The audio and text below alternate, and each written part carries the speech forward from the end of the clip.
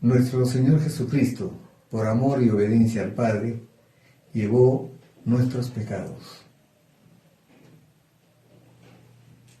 No es suficiente, nunca será suficiente que nosotros anunciemos a aquel que nos llamó de las tinieblas a su luz admirable. Hoy día vamos a conocer más acerca de nuestro Señor Jesucristo, pero antes vamos a orar. Gracias, Padre, te damos en el nombre precioso de nuestro Señor Jesucristo, porque no escatimaste ni a tu propio Hijo, sino que lo entregaste por nosotros. Gracias, Padre. Gracias. Te pedimos, Padre, en el nombre de Jesucristo, que siempre nuestros mensajes estén orientados hacia la persona de tu amado Hijo Jesucristo, nuestro único Señor y suficiente Salvador. Ese es el Evangelio de la gracia que tenemos que predicar. Nosotros somos testigos fieles de Jesucristo nuestro Señor y lo seguiremos siendo, aún en las circunstancias difíciles en las que estemos. Gracias, Padre, porque tú nos diste un ministerio de reconciliación y lo diste por misericordia, como si tú rogaras a través nuestro que el mundo se reconcilie contigo. Gracias, Padre, en el nombre precioso de nuestro Señor Jesucristo. Amén. Bien, hoy día vamos a ver, si quieren ponerle un título, vamos a ponerle El Hijo del Hombre. Y los evangelios, únicamente los evangelios, mencionan 66 veces a Jesucristo como el Hijo del Hombre. Es más, Él se presenta como el Hijo del Hombre. Y, por ejemplo, podemos ver en Mateo 8:20, en Lucas 9:58, donde Él declara que el Hijo del Hombre no tiene dónde recostar su cabeza. En Mateo 9:6, en Marcos 2:10, en Lucas 5:24, nos dice el Señor Jesucristo que tiene potestad en la tierra para perdonar pecados. Y eso se lo dijo al paralítico. En Mateo 10:23, hablando de las persecuciones de las que vamos a ser objeto y de su venida inminente, también se presenta como el Hijo del Hombre. En Mateo 12:8, en Marcos 2:28, en Lucas 6:5, Él dice que Él es el Señor del día de reposo. En Mateo 16:27, anunció su venida en la gloria de su Padre, presentándose siempre como el Hijo del Hombre.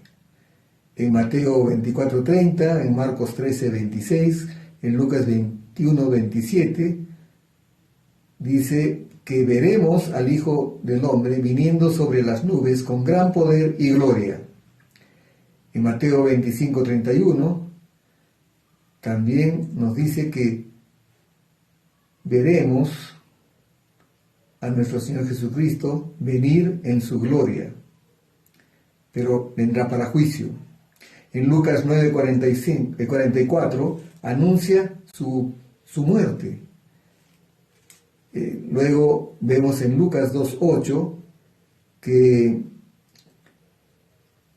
al que le confesare en la tierra, al que predicare acerca de él, él también le confesará delante de los ángeles de Dios. En Juan 3:14, haciendo alusión a la serpiente que le ordenó Dios a Moisés, y dice la palabra, y como Moisés levantó la serpiente en el desierto, es necesario, asimismo es necesario que sea levantado Jesucristo en la cruz. En Apocalipsis 1:13 Y en Apocalipsis 14:14, Juan tiene una visión de Jesucristo en su forma divina y dice, uno como el Hijo del Hombre. Pero esta autodenominación del Hijo del Hombre es por muchas razones. Primero que Jesucristo como hombre es nacido de mujer. Pero quizás la forma más real y directa es que Él se identificó con el pecado de la humanidad, tuvo compasión del hombre por causa del pecado, y por eso Él se hace llamar el Hijo del Hombre. Veamos qué es lo que dice Mateo 26:24. Como siempre, somos bíblicos y vamos a tratar siempre con la palabra de Dios lo que decimos. 26:24. Dice, en la institución de la Cena del Señor, vamos a leer desde el versículo 20, dice, cuando llegó la noche se sentó a la mesa con los 12, y mientras comían dijo, de cierto os digo que uno de vosotros me va a entregar. Y entristecidos en gran manera comenzó cada uno de ellos a decirle, yo soy Señor. Entonces él respondiendo dijo, el que mete la mano conmigo en el plato, ese me va a entregar. Versículo 24, a la verdad, el Hijo del Hombre va. O sea, de todas maneras, Él iba al sacrificio. Él, por amor y obediencia al Padre, iba a entregar su vida por nosotros. Y dice, a la verdad, el Hijo del Hombre va, según está escrito de Él, mas ay de aquel hombre, por quien el Hijo del Hombre es entregado. Bueno le fuera a ese hombre no haber nacido.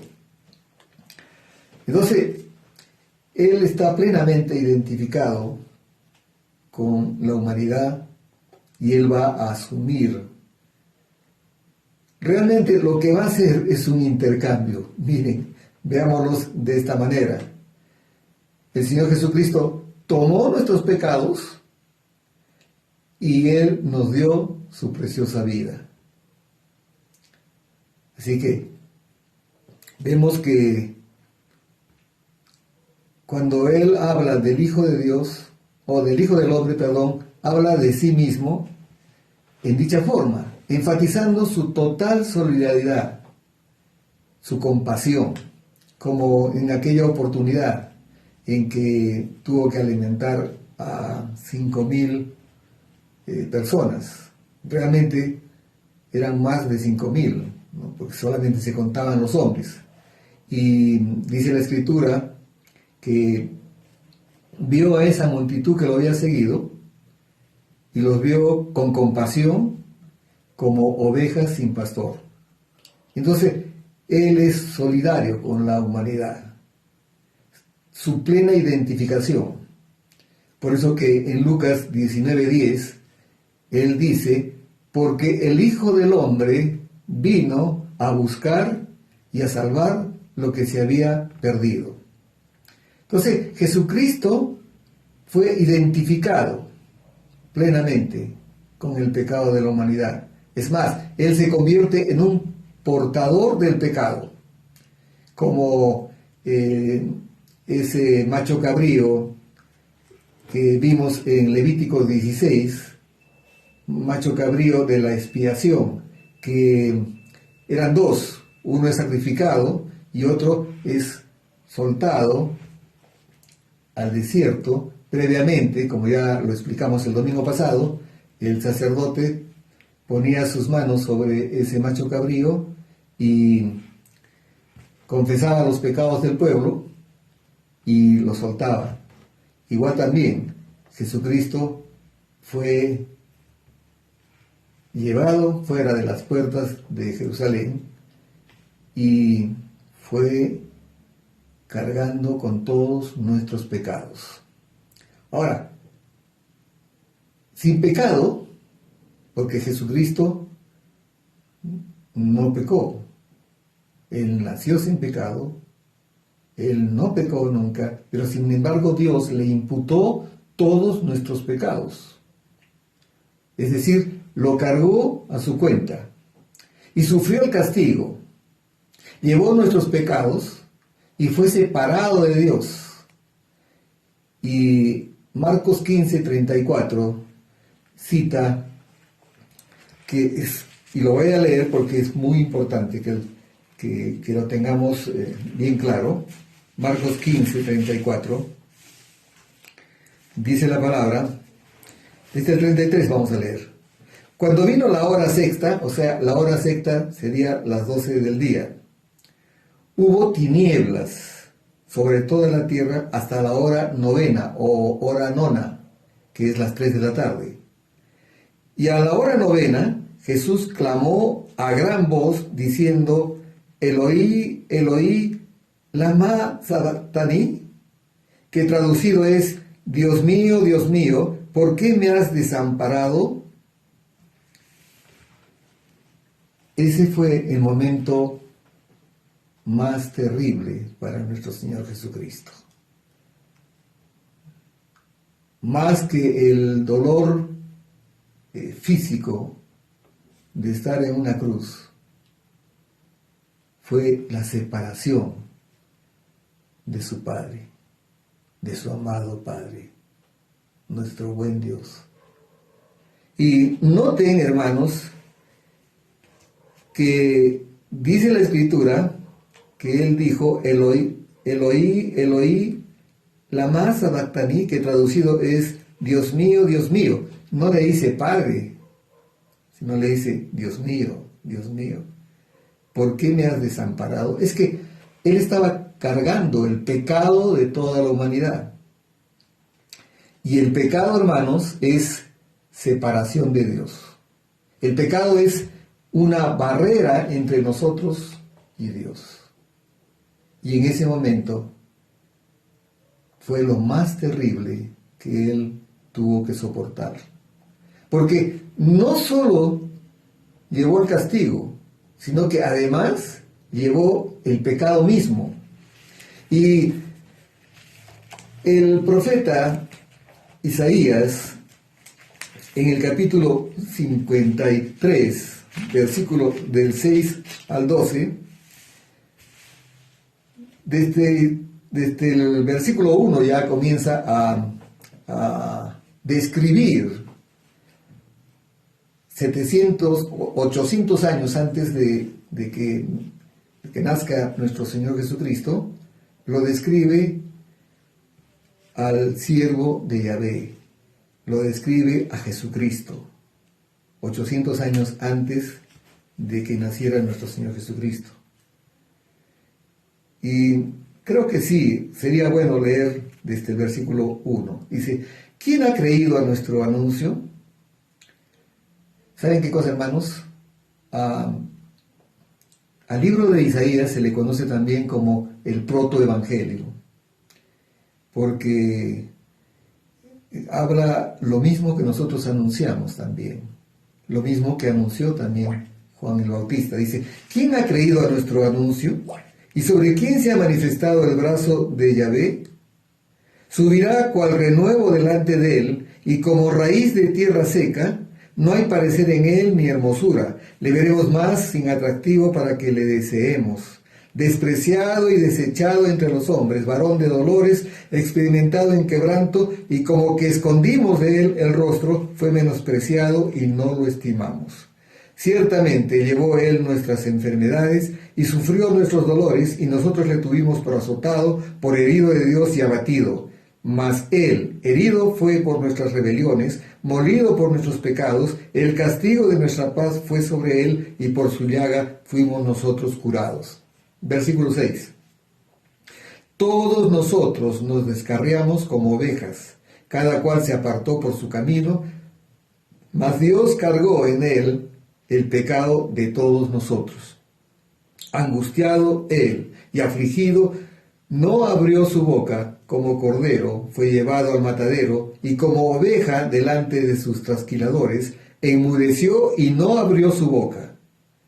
Por cárcel y por juicio fue quitado, y su generación, ¿quién la contará? Porque fue cortado de la tierra de los vivientes, y por la rebelión de mi pueblo fue herido. Y se dispuso con los impíos su sepultura, mas con los ricos fue en su muerte, aunque nunca hizo maldad ni hubo engaño en su boca.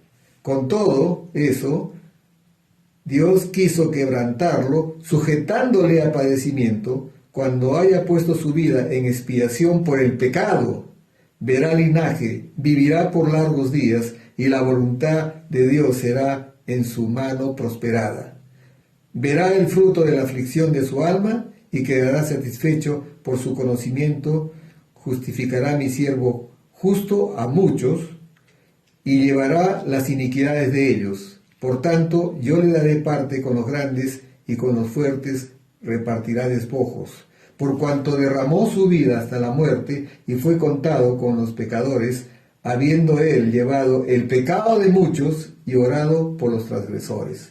Él es Jesucristo, nuestro Señor, al que tremenda revelación le dio Dios a Isaías para que lo describiera con tal exactitud toda la obra preciosa, perfecta y acabada de nuestro Señor Jesucristo en la cruz. Bien, entonces decíamos que no solo llevó el castigo, sino que llevó el pecado mismo. Ahora, cuando murió, todo lo que nos había apartado de Dios, ¿qué es lo que nos apartaba? El pecado, ¿no es cierto? Porque hemos dicho que el pecado es separación. Murió esa imposibilidad, esa pared, ese muro que impedía que nosotros nos acercáramos a Dios, que es el pecado. Con la muerte de Jesucristo quedamos sin ese impedimento. Entonces, cuando murió nuestro Señor Jesucristo, todo lo que nos había apartado de Dios, murió con Él. Al pecado que moraba en nosotros y nos separaba de Dios, le fue asestado un golpe mortal en la cruz. Vamos a ver lo que dice Romanos 6:6. Es precioso verlo todo a la luz de la palabra. Y dice, sabiendo esto, que nuestro viejo hombre fue crucificado juntamente con él, para que en el cuerpo del pecado sea destruido, a fin de que no sirvamos más al pecado. Entonces, la naturaleza de pecado, que la palabra lo llama el hombre viejo, que era la que nos separaba de Dios, murió. Y el apóstol Pablo, él tenía la certeza de que Jesucristo había tomado el lugar de Pablo para que él pueda tener vida. Y lo declara en un versículo muy conocido, Gálatas 2:20, cuando dice, con Cristo estoy juntamente crucificado. O sea, la identificación de Jesucristo con el pecado de Pablo y con el pecado de todos nosotros. O sea, Él sabe, Él declara que el día que Cristo murió en la cruz, Él también murió. Dice, con Cristo estoy juntamente crucificado y ya no vivo yo, mas vive Cristo en mí. Así que si murió, también resucitó, también resucitamos. Y lo que ahora vivo en la carne, lo vivo en la fe del Hijo de Dios, el cual me amó y se entregó a sí mismo por mí. Entonces, Pablo lo tenía muy claro. Por eso tuvo una vida totalmente entregada al Evangelio de la gracia. Él sabía que su salvación no era por obras, sino era por gracia. Entonces, él sabía que Jesucristo lo había representado en la cruz. Nosotros también podemos decir lo mismo. Jesucristo nos representó en la cruz. El justo muriendo por los injustos. No solamente estuvimos representados en la muerte de Jesucristo, sino que también estuvimos representados en su gloriosa resurrección.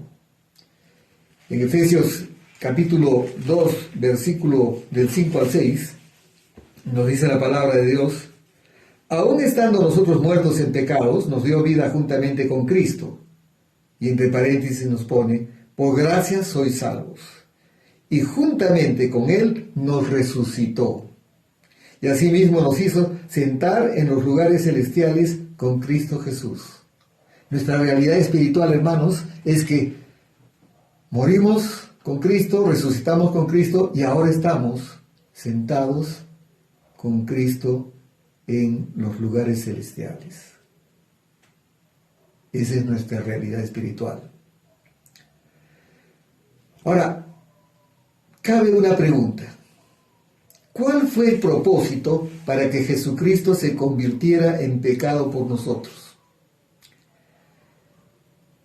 Y la respuesta va a salir de 2 de Corintios 5:21, que ya lo hemos mencionado en otro domingo.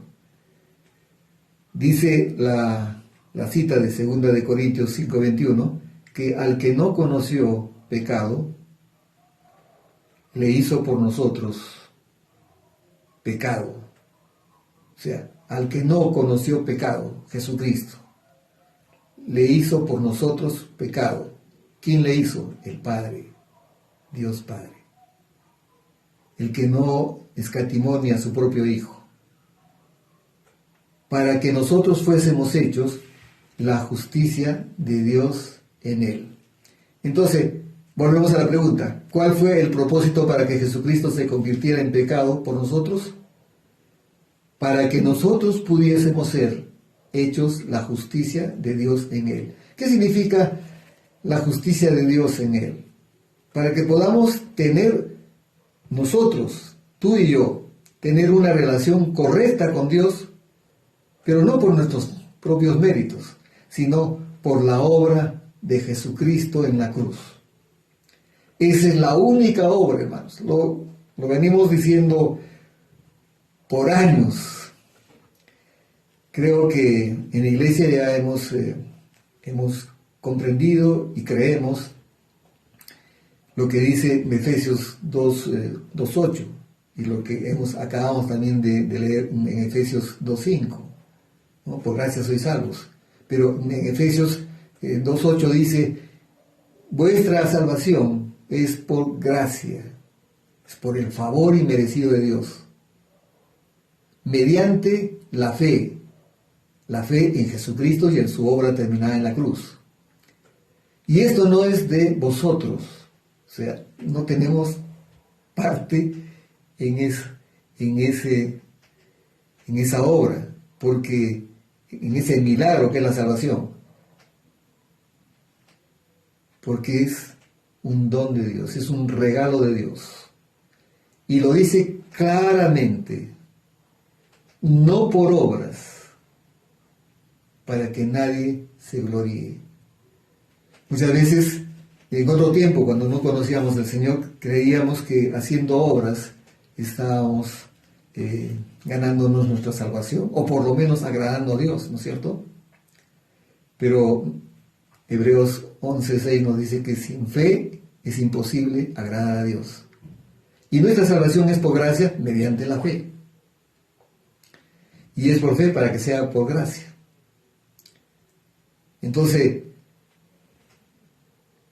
el primer propósito de que Dios convirtiera a su amado Hijo Jesucristo en pecado por nosotros fue para que nosotros pudiésemos ser hechos la justicia de Dios en Él. sea, tener una relación correcta con Dios por la obra de su amado Hijo Jesucristo en la cruz. Esa es la única obra que agradó a Dios. ¿Saben qué cosa, hermanos? En el Evangelio muchas veces la verdad tiene que ser repetida y repetida y repetida, porque vemos que siempre estamos hablando de prácticamente en el tema de salvación, estamos hablando siempre del sacrificio de nuestro Señor Jesucristo.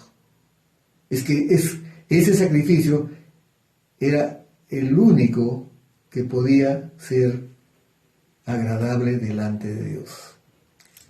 Una parte del Antiguo Testamento donde Dios dice que está cansado ya de los sacrificios de animales. Eso pertenece al Antiguo Pacto. Y algunos todavía lo siguen practicando en este tiempo, no dándose cuenta que ya no estamos en el Antiguo Pacto, estamos en un nuevo pacto, en un mejor pacto con mejores promesas. Y el segundo propósito de por qué Jesucristo cargó con todos nuestros pecados, o para qué cargó con todos nuestros pecados en la cruz,